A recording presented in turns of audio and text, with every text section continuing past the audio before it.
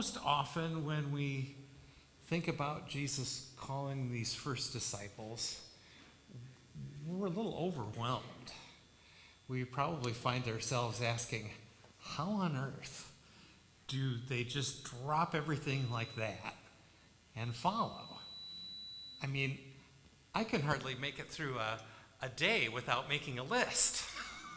There are preparations to be made. There are things to attend to before you just run off on some lifelong escapade. It's overwhelming. And on top of that, we wonder, what do they know about this guy, right? He hasn't presented them with a CV or a resume or references. There are no reviews on rateyourrabbi.com.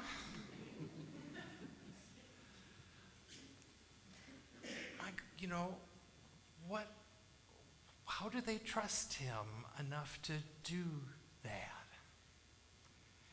We think these things mainly because the stories we're most familiar with are from Mark and Matthew, who basically uses Mark almost word for word, and there's not much backstory given at all. So sometimes in our sanctified imaginations, we try to imagine, well, what must have been the reason for them trusting and leaving? Maybe it's something about Jesus' presence, right? Maybe there's something in his bearing and his voice, follow me, that they just are like, oh, this charismatic leader, we'll follow, we'll do anything. I've heard others speculate that maybe it's because most of the time when a teacher, remember rabbi at this point is not officially clergy. That doesn't happen till later. A rabbi is just a teacher. But when a rabbi or teacher is looking for disciples, usually they're looking for the cream of the crop, right? Like an exclusive school that will only take people with a certain GPA or certain scores on their standardized tests.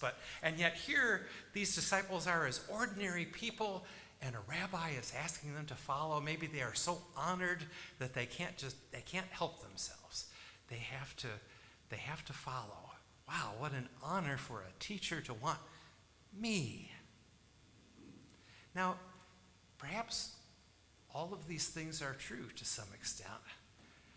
But thankfully, with Luke's gospel, we don't have to speculate. We already know some of the backstory. We have this miraculous thing that's happening with this miraculous catch of fish. Simon/Peter/Simon Peter, when we're talking about them, we're talking about the same person, right? Sees this miracle, sees the fish just flock right to the net after they've been out fishing all night long and catching nothing. But there's even more to the backstory that I didn't read. In Luke 4, kind of in between the stuff that we talked about last week with the sermon in Nazareth in this episode, after the temptation, we get to, here we go. After leaving the synagogue where he had just been in Nazareth, Jesus entered Simon's house. Now Simon's mother-in-law was suffering from a high fever, and they asked him about her. Then he stood over her and rebuked the fever. I don't know if he did it like that, but however he did it. And it left her. Immediately she got up and began to serve them. Sounds like my grandmother. Feeling good. You want to eat dinner? As the sun was setting, all those who had any who were sick with various kinds of diseases brought them to him, and he laid his hands on each of them and cured them. At daybreak he departed. So we already know that by the time Jesus gets to Simon in the episode we just read, he's been to his house, he's healed his mother-in-law of a fever, he sat down to eat with them, broken bread with them, and he's healed other people who have come to the house to see him. It's no wonder that when Simon out on the boat sees Jesus come and Jesus climbs on the boat and says, Simon, put out a little ways, would you? That he does it right away. He owes him one. Right? Oh, okay. Well, that kind of explains that. That makes sense. And now there's there is some backstory, some reason that Simon really knows. He's seen almost the 3 marks of the church. This is not going to be on Jeopardy, I promise. I don't think I've ever seen Greek on Jeopardy. The 3 marks of the church are kerygma, which is proclamation, preaching or teaching; koinonia, which is fellowship, often table fellowship; and diakonia, from which we get deacon, which is service or mission. He's already seen all of that. Jesus' proclamation, he's had table fellowship with him. He's seen him serving, healing. He's seen it all. Everything but, of course, the resurrection. But we won't tell him about that just yet. Don't want to spoil the ending.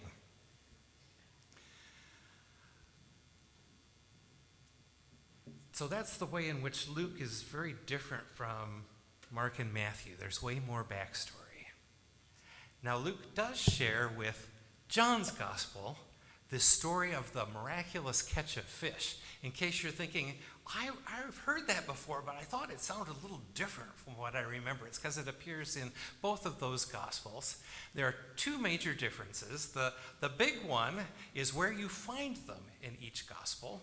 When you look at Luke, it's toward the beginning of Luke's gospel, as he's calling the first disciples. Peter, James, and John. Andrew gets thrown in for good measure. And in John's gospel, the story happens toward the end. It's framed as a resurrection appearance. And instead of the call of Peter, it's the recalling, the reinstitution of Peter. After Peter has denied Jesus 3 times, Peter's recalled at the shore. And then it's followed in John's gospel by that beautiful, Jesus says to Peter 3 times, "Peter, do you love me? Feed my lambs. Peter, do you love me? Tend my sheep. Peter, do you really love me? Feed my lambs."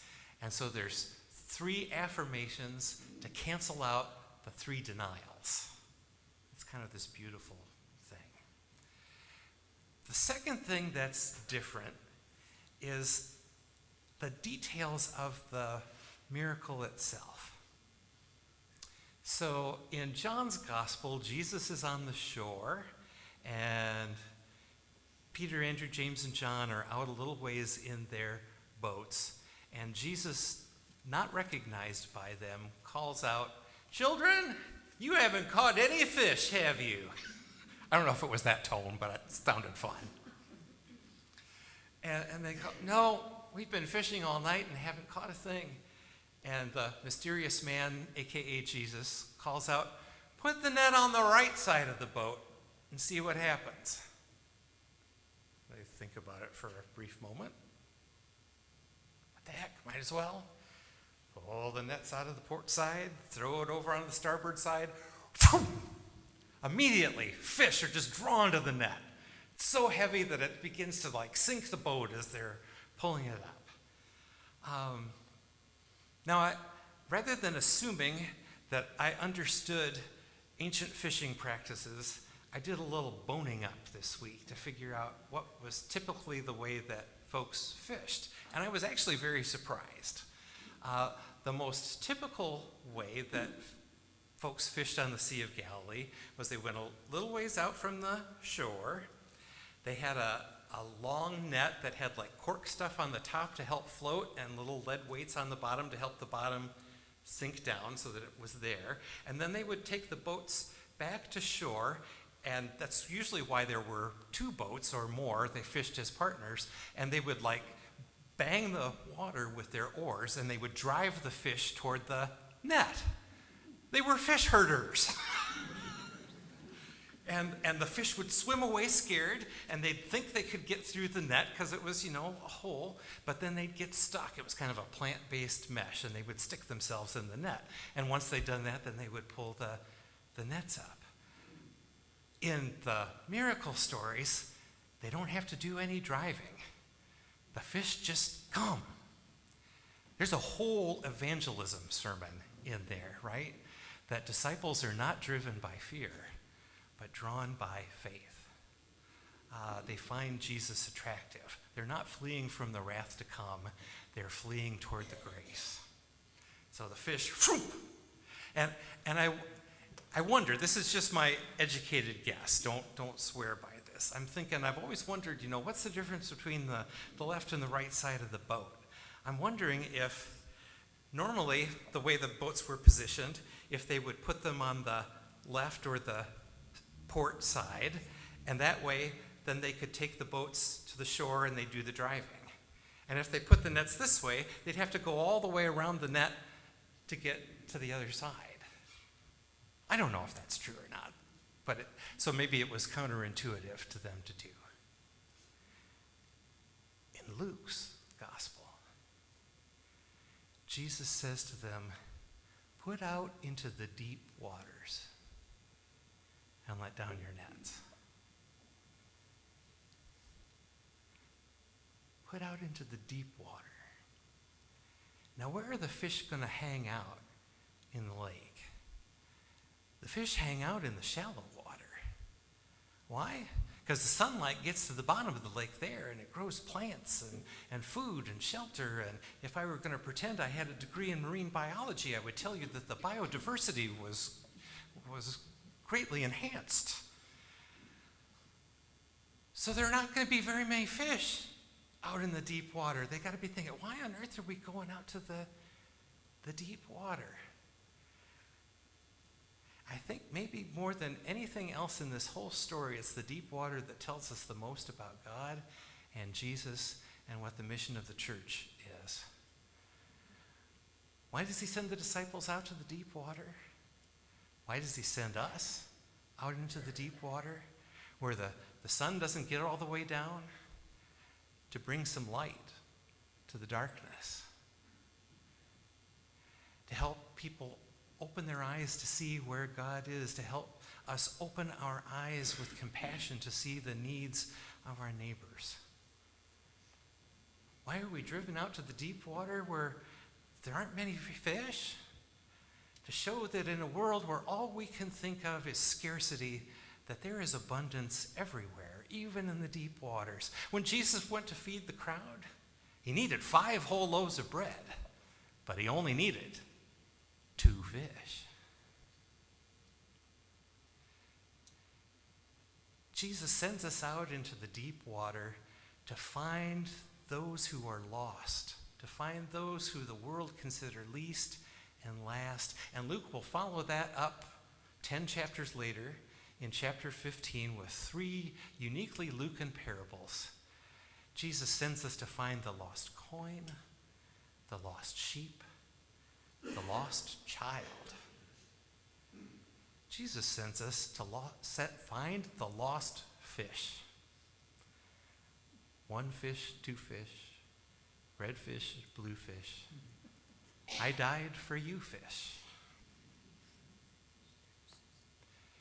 What would it be like for all of God's people to realize that we are being sent out into the deep water?